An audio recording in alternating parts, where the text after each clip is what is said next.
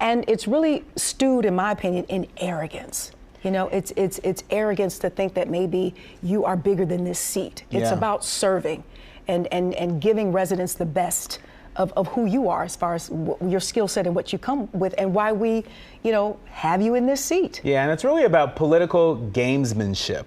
Right, mm-hmm. That's what this is about. That's what I mean. You know, this is not, you know, some, you know, episode, you know, from, you know, some series or some movie. Like there's real life consequences to what they were attempting to do, and so let's hope that they're all held accountable. Saga continues, right? That's right. That's right. 2 Los Angeles City Council members are still holding out. And hiding out amidst overwhelming calls for them to resign after a recording surfaced of them making crude and racist remarks in a secret meeting over redistricting tactics. That's right. Gil Cedillo and Kevin De Leon, who we just mentioned, have issued no statements. Not a one. Silent. They haven't said anything since Nuri Martinez, who made remarks about a colleague's black son, stepped down as council president Monday before resigning her seat on Wednesday. And acting council president Mitch O'Farrell said he spoke to LA City Council member Gil Cedillo and said, quote, "I sense that he is making some progress towards that decision." Now let's talk about what the Black and brown community is feeling right now, and also some perspective on the last 2 council members there in LA holding out on resigning. We have here Jasmyne Cannick. She is a former special assistant to the LA City Council president and political strategist. Let's get right to it. Jasmyne, welcome. We are now making you an official soulmate. Welcome. The obvious question at hand, do you think Gil Cedillo and Kevin De Leon will actually resign? That's a hard one because I know them both, and clearly their arrogance and their ego has you know, stopped them from doing so far. And unfortunately, the city can't move forward until those 2 men are gone. Gil Cedillo has no excuse because he was already voted out of office in June. It's just through a technicality that doesn't really take place until December. So he really should go ahead and pack it up and get it moving now and go ahead and let Eunice Hernandez, who is replacing him, come in early so that his district doesn't miss representation. Kevin De Leon is different. He was already an arrogant racist separatist long before this audio ever became public. He was one of Ed Buck's biggest recipients of money, Ed Buck being the Democratic donor that had murdered 2 Black gay men and is in prison now for 30 years. Like, he has a long history, Kevin does, with avoiding and disrespecting the Black community. As long as the people in these 2 men's districts allow them to sit comfortable, there's no reason why they will not. The rules are you cannot fire them. People stop calling for them to be fired. They're publicly elected officials. So unless they decide to resign on their own or they're indicted for a crime, they can sit pretty. Yeah, so you were at the city council meetings this week. Talk to us a little bit about what you experienced. Was there anger, hostility, people not understanding why these folks have not resigned and it being their choice? Or were there any kumbaya moments at those meetings this week?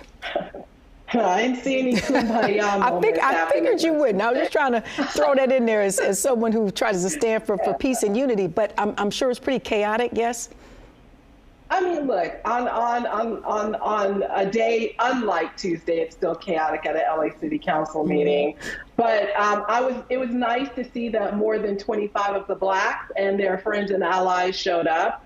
And they made it really clear that there will be no meetings of the Los Angeles City Council until those 3 members are gone. Now, that was Tuesday. Nuri dropped off on, Nuri Martinez resigned Wednesday. And so, you know, there are still 2 members left on the city council. And I think that people will continue to show up to City Hall and they will continue to make those calls. But really, at the end of the day, it's the people in the 1st and 14th district. And if they agree with what their representatives said, then their representatives aren't feeling any pressure to step down because those are the people who elected them into office. And so it's really incumbent, as I've been telling people, look, I can scream as much as I want. I don't live in the 14th district anymore. But for people who do live in the 14th district, for the people I know who live in the 14th district, I have to reach out to them and say, please call Kevin. Please tell him he needs to leave.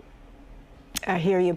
In the couple of minutes that we have left, let me say I tapped into your IG account. You are a bad sister. You've been ringing the alarm for a long time now. Thank you. And you have this mantra on top of your account. It says, everything I'm not made me everything I am. I love that. And clearly, as a people, we're not what they think we are or what they say we are. And so with this midterm election upcoming and so many issues being so critical to the Black community, how do we stay focused on the focus and still try to balance that with all of this racist rhetoric? I know that's a huge question, but in a minute or so, just leave us with a little something. How do we? I mean, this is really, it's disgusting. Really, it is. It is. So first, let me just say I can't take credit for that. That was Kanye before the change. I love Kanye West before the change. I thought that was his lyric. I was going to let you clear that up. Yes, that was one of his songs. But what I have been telling people, particularly in Los Angeles right now, because there are a lot of people who just learned who these 3 council members were, right? And I always make this joke, but it's really not a joke. But I always say that I could go stand on Crenshaw Boulevard and Martin Luther King, and I could have $100, and I could say, I'd give it to the first person who could tell me who represents them all the way from city council up to the president of the United States. And I'd probably still have my money at the end of the day.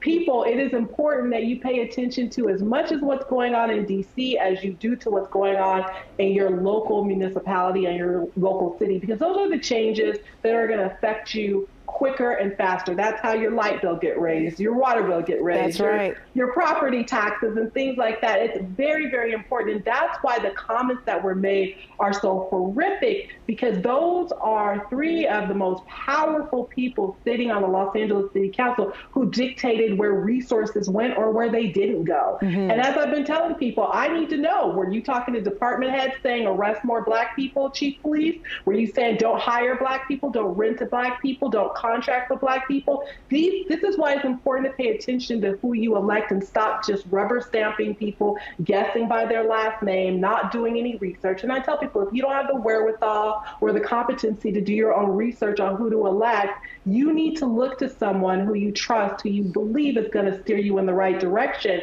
But we have to vote, and we need to vote intelligently. And we will continue to look to you. Duly noted. Thank you so much for that. We appreciate your time, Jasmyne Cannick, and you will definitely be hearing from us right here at Black Report soon. Thank you so much for joining us.